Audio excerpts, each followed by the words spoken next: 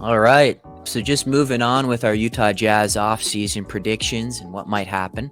We talked a little bit about, the cream of the crop guys that they might go after in the trades, as well as, maybe some guys that they could get within a window. Mhm. These are the guys that I was looking at in the free agency that are, kind of the more high tier guys that are probably going to be offered around 25 to 35 mil that the Utah Jazz might be able to pick up. Are there any guys that you kind of liking over there, Doc? Yeah, absolutely. Kyle Kuzma, for sure. I love Kyle Kuzma.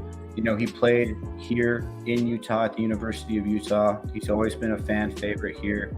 And then we really got to see him develop into his own player when he left LA. And he had a breakout year this year. I think that he would be a guy absolutely take a swing on.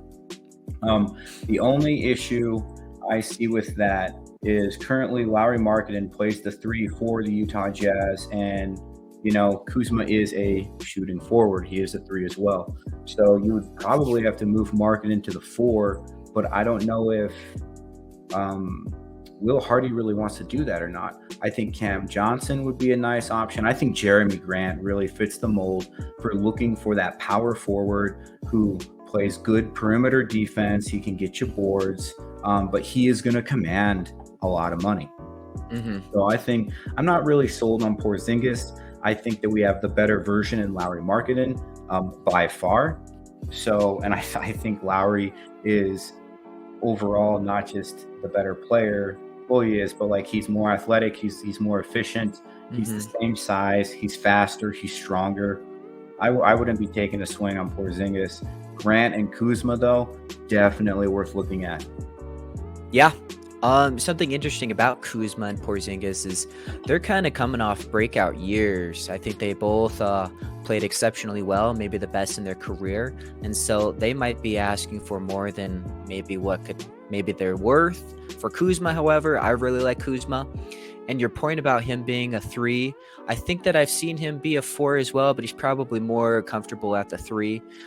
Something with Lowry, he's typically played around the 3 right now, but when he was with FIBA, his primary position was power forward, and he was averaging 28 as well.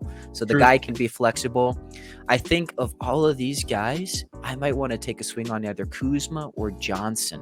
Cam Johnson, was initially traded over to the Brooklyn Nets, will be a restricted free agent.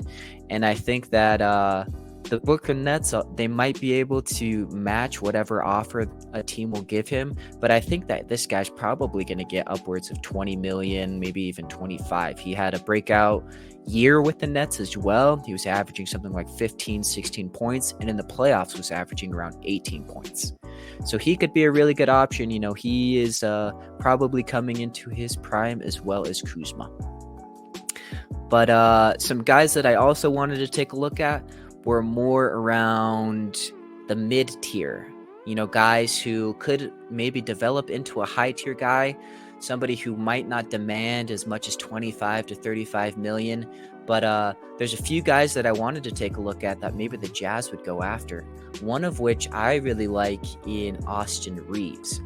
Now, if you take a look at Reaves, if you take a look at Hachimura and Beasley, they're all coming from the Lakers right now. And Reaves and Hachimura are both restricted free agents. So that means that the Lakers could match whatever offer that a team might give to these guys. However, they only have around 30 million in cap space for next year. Mm-hmm. And they have a lot of guys leaving. People like Beasley, Hachimura, Reaves, Schroeder, Russell, all guys that they would probably want to keep that make their team better. So they're going to have to pick and choose. Now, what do you think about these guys, Doc? I think that the LA Lakers let Beasley walk. He has not been able to break into their rotation, which is a travesty because he really thrived here in Utah, and I would love to have him back. Honestly, I love Beasley.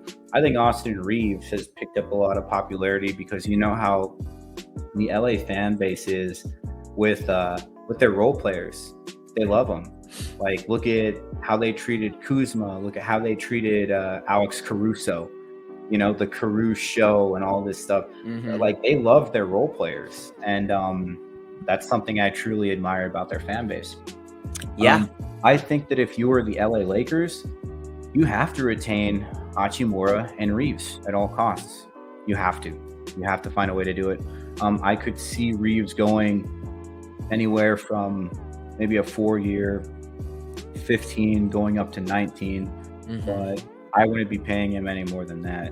No way, because you have to retain Hachimura too, and both of those guys are going to command some money. You know, this might be a hot take, Doc, but I think one of those guys is going to get a lot of money and they might end up leaving. And, you know, even with D'Lo, who's probably going to be commanding around 29, 30 million, something like that, they're probably not going to be able to afford him